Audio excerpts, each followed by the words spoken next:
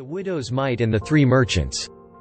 There was once a lone widow who was very destitute, and having gone to the mountain she beheld hermits holding a religious assembly. Then the woman was filled with joy, and uttering praises, said, "It is well, holy priests.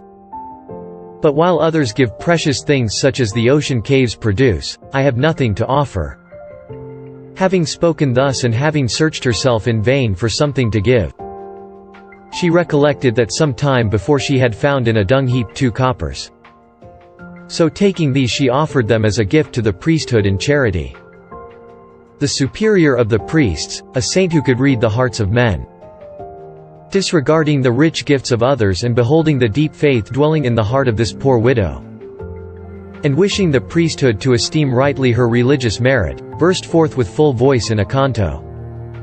He raised his right hand and said, "Reverend priests attend," and then he went on.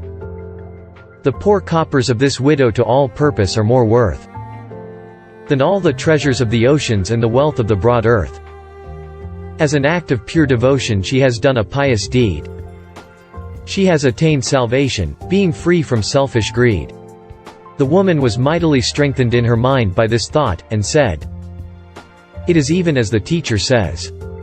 What I have done is as much as if a rich man were to give up all his wealth." The teacher said, "Doing good deeds is like hoarding up treasures."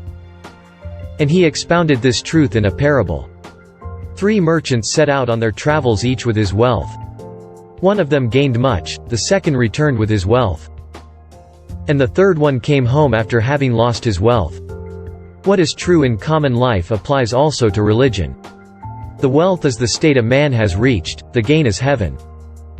The loss of his wealth means that a man will be reborn in a lower state, as a denizen of hell or as an animal. These are the courses that are open to the sinner. He who brings back his wealth is like to one who is born again as a man. Those who through the exercise of various virtues become pious householders will be born again as men.